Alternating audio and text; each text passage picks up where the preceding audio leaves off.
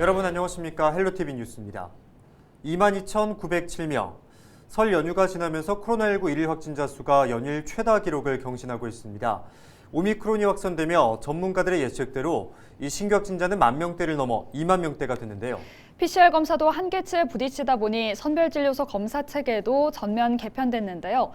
60세 이상이거나 의사 소견서를 받은 사람, 확진자와 밀접 접촉한 것으로 통보받은 사람 등 고위험군만 PCR 검사를 받고 나머지는 신속 항원 검사를 받습니다.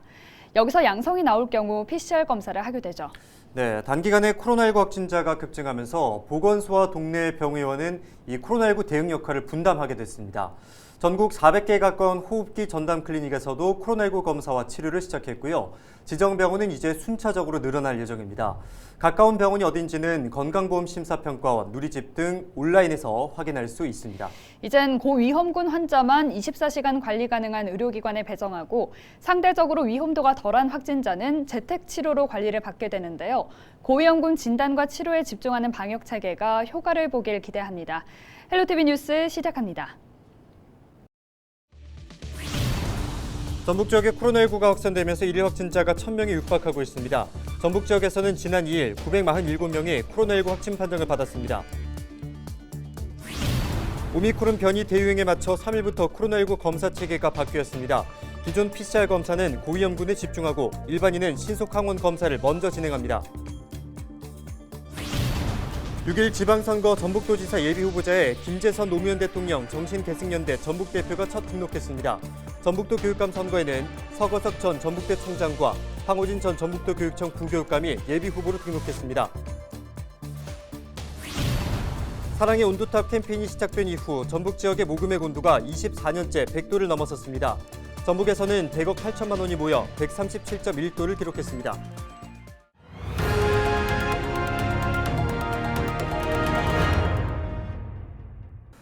오미크론 변이 대유행에 맞춰 3일부터 코로나19 검사 체계가 바뀌었습니다. 확진자가 빠르게 늘고 있는 가운데 기존 PCR 검사는 고위험군에 집중하고 일반인은 신속 항원 검사를 먼저 진행하는 건데요. 검사 체계가 달라진 첫날 현장을 정명기 기자가 살펴봤습니다.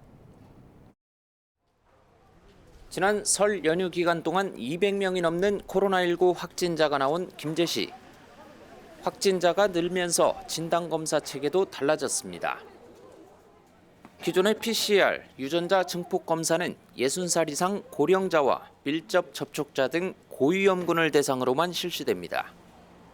나머지는 본인이 직접 검체를 채취하는 신속 항원 검사부터 받아야 하는데 양성이 나온 경우만 PCR 검사 대상이 됩니다. 음성 확인서를 받아야 회사 장소 출입이 되니까 받으러 왔어요. 지금 기존하고 달리 이렇게 뛰니까 조금 어떠신 것 같아요? 엄청 빠르고 좋은 것 같아요. 신속 항원 검사는 기존 선별진료소뿐만 아니라 호흡기 전담 의료기관과 동네 병의원으로도 확대됩니다. 선별진료소는 개인용 자가검사 키트를 이용한 신속 항원 검사가 진행되며 지역 병의원에선 의사 진찰 뒤 전문가용 신속 항원 검사를 받을 수 있습니다. 정부는 전국 선별진료소와 임시선별검사소에 1월 28일까지 총 220만 명분의 자가검사 키트를 배송하였으며 2월 4일까지 추가로 466만 명분의 검사 키트를 배송할 계획입니다. 전북도는 3일 도내 14개 시군과 긴급 방역회의를 열었습니다.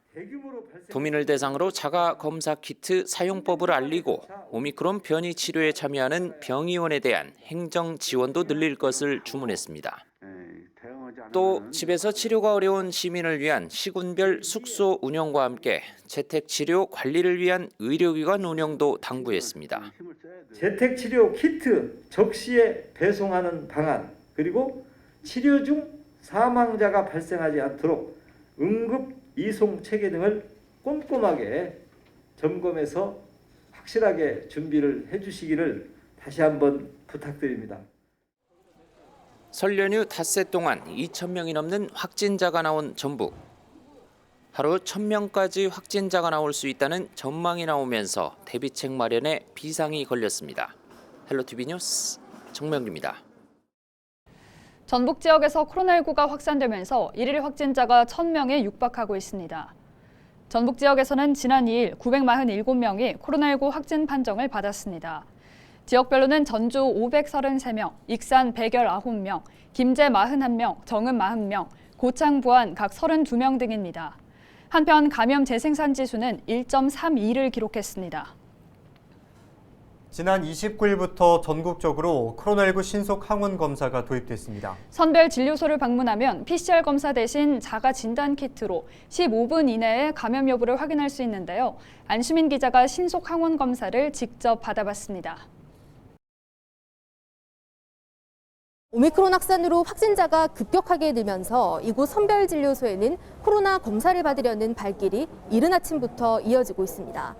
29일부터는 밀접 접촉자 등 일부 예배 대상을 제외하면 일반 시민들은 PCR 검사 대신 자가 검사 키트를 활용한 신속 항원 검사를 받게 됩니다. 어떤 방식으로 진행되는지 직접 받아보겠습니다. 보건소 선별진료소에서 받은 자가 검사 키트입니다. 상자 안에는 검사용 장비와 검체 추출액, 면봉, 폐기용 비닐봉투 등이 들어있습니다. 먼저 손 소독을 한 뒤 위생장갑을 끼고 코를 푸는 방법으로 코 속 이물질을 제거합니다. 이후 검체 채취용 면봉을 코 속에 집어넣습니다. 거울을 보시고 본인의 그 코 안쪽으로 면봉을 한 2cm 정도 넣으셔서 벽면을 통해서 벽면을 훑듯이 이렇게 면봉으로 이게 채취를 하시면 되겠습니다. 검체가 묻은 면봉을 부러뜨려 용액이 든 용기에 넣고 10여 차례 천천히 흔드는데 이때 거품이 생기지 않아야 합니다. 다음으로 용액을 검사용 장비 하단 홈에 서너 방울 떨어뜨린 뒤 검사 결과를 기다리면 됩니다. 이후 15분가량 지나면 결과가 나옵니다. 이처럼 한 줄이 뜨면 음성이고 T가 적힌 부분까지 두 줄이 생긴다면 양성입니다. 자가검사 키트를 활용한 신속 항원 검사 결과도 방역 패스로 사용할 수 있습니다. 단 선별진료소에서 검사한 결과여야 합니다. 병원 입원을 앞둔 환자나 휴가 복귀를 앞둔 장병, 고위험 시설 종사자 등 일부는 PCR 검사로 음성임을 확인해야 합니다. 보건소 선별진료소를 시작으로 임시선별진료소와 병의원에서도 신속 항원 검사를 받을 수 있습니다. 헬로티비 뉴스 안수민입니다. 사랑의 온도탑 캠페인이 시작된 이후 전북 지역 모금액 온도가 24년째 100도를 넘어섰습니다. 전북사회복지공동모금회 사랑의 열매는 지난해 12월 1일부터 올해 1월 31일까지 진행한 희망 2022 나눔 캠페인에 100억 8천만 원이 모여 137.1도를 기록했다고 밝혔습니다. 이로써 전북은 24년 연속 100도를 넘기게 됐습니다. 사랑의 온도탑은 목표액의 1%가 모금될 때마다 온도가 1도씩 올라 목표액이 달성되면 100도가 됩니다. 올해 목표액은 73억 5천만 원으로 41일 차인 지난달 10일에 목표 금액을 돌파해 100도를 달성했습니다. 6월 1일 실시하는 지방선거 예비 후보자 등록이 시작된 가운데 김재선 노무현 대통령 정신계승연대 전북대표가 전북도지사 예비 후보로 첫 등록했습니다. 김 대표는 3일 전북도 선거관리위원회를 방문해 40년 정당 활동과 실물 경제 경험을 바탕으로 더불어민주당 소속으로 전북도지사에 도전한다고 밝혔습니다. 김 대표는 더불어민주당 당원으로 활동했으며 전북 노무현 정신계승연대와 정읍 노사모 대표를 맡고 있습니다. 오는 6월 1일 치르는 전북도 교육감 선거전에는 서거석 전 전북대 총장과 황호진 전 전북도 교육청 부교육감이 예비 후보로 등록했습니다. 서거석 전 총장은 혁신과 변화를 이끈 경험을 바탕으로 학생이 중심되고 미래가 있는 전북 교육을 만들겠다고 밝혔습니다. 황 전 부교육감은 준비된 교육 전문가로서 전북 교육 시스템의 근본적인 혁신과 변화를 이끌겠다고 강조했습니다.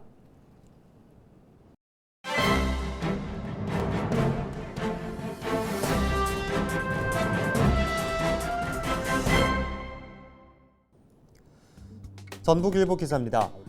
5일간의 설 연휴 기간 동안 전북 지역의 각종 사건, 사고가 끊이지 않았습니다. 전북경찰청에 따르면 설 연휴 첫날인 지난달 29일부터 이날까지 전북에서는 총 92건의 4대 범죄가 발생했습니다. 올해에는 살인과 강도 등은 발생하지 않았지만 폭력은 53건, 절도는 39건 등이 발생했습니다. 또한 가정폭력의 경우 47건의 신고도 접수됐습니다. 이와 함께 지난 28일부터 5일간 도내에서는 43건의 교통사고가 발생해 1명이 숨지고 53명이 크고 작은 부상을 입었습니다. 실제 지난 1일 오전 10시 40분께 완주군 상관면 순천 완주 고속도로 용암 4터널 입구에서 승용차 5대가 연달아 추돌했습니다. 이 사고로 A씨 등 4명이 경상을 입어 인근 병원으로 옮겨져 치료를 받고 있습니다. 한편 화재 사건도 잇따랐습니다. 지난 1일 오후 8시께 완주군 삼내읍의 한 빌라에서 화재가 발생해 건물 일부와 가재 도구 등이 소실돼 4,300여만 원 상당의 재산 피해가 발생했습니다. 지난달 31일 오전 9시 55분께에는 남원시 죽항동의 한 시장 상가에서 화재가 발생해 2시간 20여 분 만에 꺼졌습니다. 불은 마트와 신발 가게 등 점포 2곳을 태워 2억 7,700여만 원 상당의 재산 피해를 발생시켰습니다.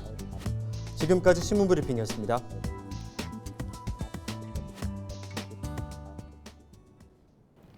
정읍시장 입후보 예정자인 최도식 전 행정관이 휴가지에서 업무와 휴식을 병행하는 이른바 워케이션 센터를 정읍에 유치해야 한다고 밝혔습니다. 최 전 행정관은 민주당 이재명 대선 후보가 발표한 워케이션 센터 공약을 제시하며 지역 소멸 위기 지역에 최우선 설치하겠다는 취지에 맞다고 주장했습니다. 이어 워케이션 센터 1호는 자연경관이 좋은 내장산과 옥정호 일대가 최적지라며 정읍에 설치할 수 있도록 유도하겠다고 밝혔습니다. 이상으로 뉴스를 마칩니다. 저희는 언제나 지역민 여러분과 함께하겠습니다. 시청해주신 여러분 고맙습니다.